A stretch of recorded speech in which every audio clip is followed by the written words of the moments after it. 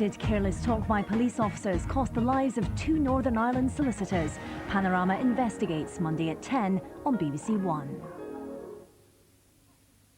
It's one of the toughest jobs in politics. Imagine life as Leader of the Opposition. William Hague reveals all on BBC 2 at 8:10.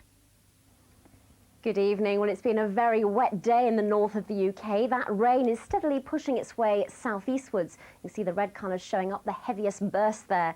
Now, by the time we get through to lunchtime tomorrow, that rain will be on this weather front down in the far southeast of England. Now, for the moment, though, the wettest weather is going to remain across central and southern Scotland, Northern Ireland, northern England and much of Wales. To the south, though, cloudy, but staying dry.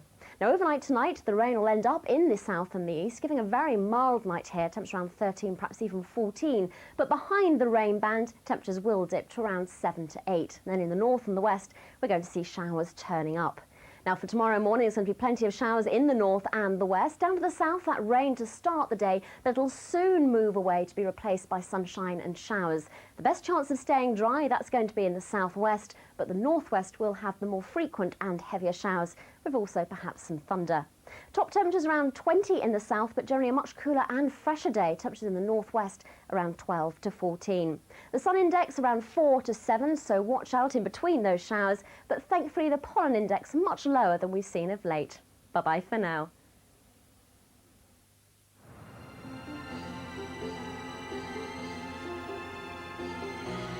Oh, and a clean ace from Rosetsky. Here is Jana Novotná, Wimbledon champion.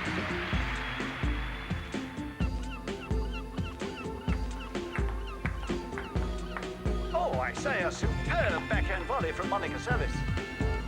Sampras taking his time, looking very cool and unhurried. For 2 weeks every summer, one tournament grips the nation unlike any other. Join us on television and radio as Wimbledon comes alive with BBC Sport. Starts Monday. Kissing and canoodling on the telly. Dale Winton's got it under control. More guessing couples weed out the other half in 5 minutes. First on BBC1, your news in London and the South East with Rob Curling.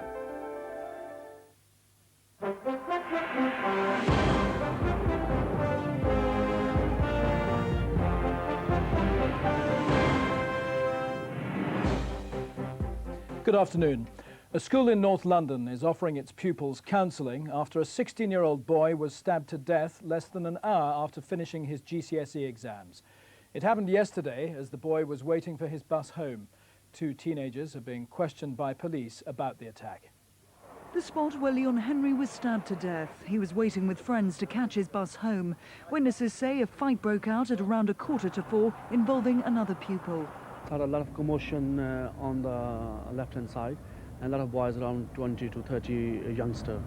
And I heard a lot of noises, and one of them, they start throwing punches to each other. Those paying their respects say Leon was popular and talented. He was a respected senior at Alperton Community School and was due to start college in September.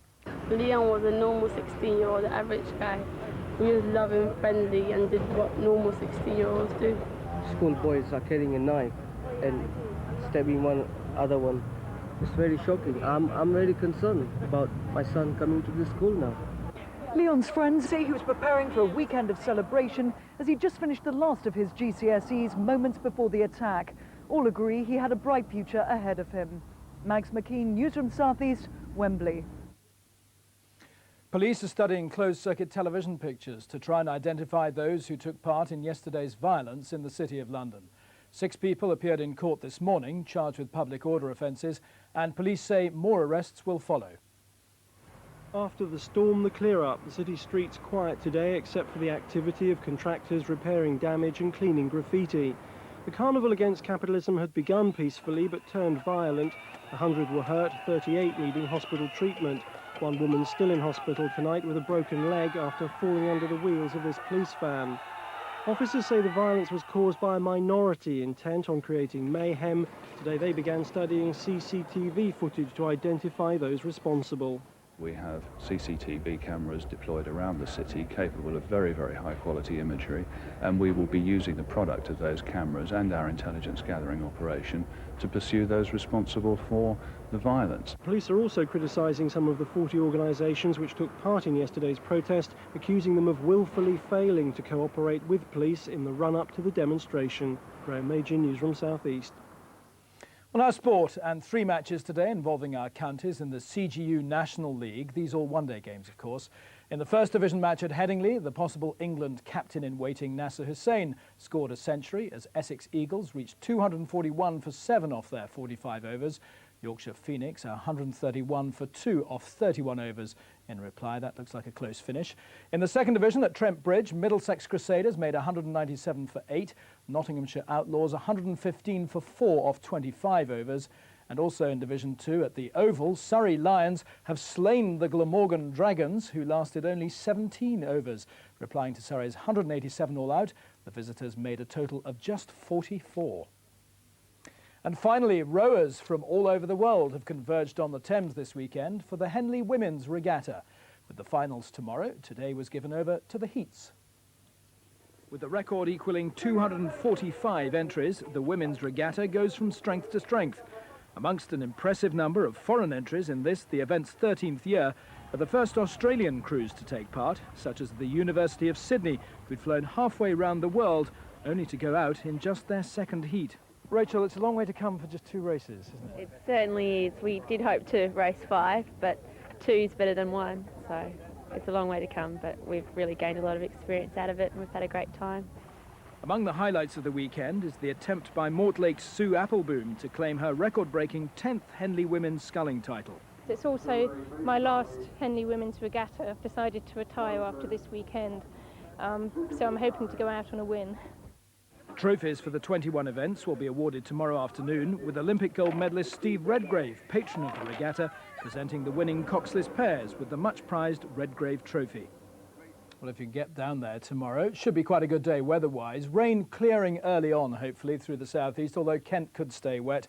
And then we'll have sunny intervals and some showers with temperature around 20 Celsius, 68 degrees Fahrenheit. That's it. We're back again tomorrow evening.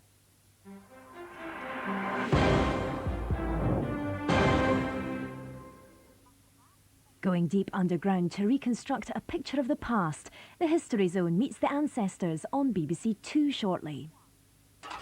Look, there's no 2 ways about it. The doctor's right. Well, you don't just go around blabbing about your personal stuff like that. And what has Pat been doing all this time then? Yeah, but it's different from women, isn't it? Well, you should have told Pat everything right from the start. What makes you think he didn't? Because he's a man, isn't he? Just one man. If you ask me, it's less of a problem down there. More of a problem will be, if you know what I mean. Well, whatever the cause, at least they're now facing it together. Yes, but for how long? Roy's really beginning to show the strain. Oh, he is. That's because he can't face up to the truth. EastEnders. Everyone's talking about it. Ladies and gentlemen, the dream we all dream of. None of this screaming or knicker throwing, thank you very much. There's nothing I can say or do, just stand there looking drop dead gorgeous. You've got to save the world, you've got to save the planet. She's just so... Blankety blank. A brand new series of Lily Savage's Blankety Blank, next Saturday at 6:25, only on BBC1.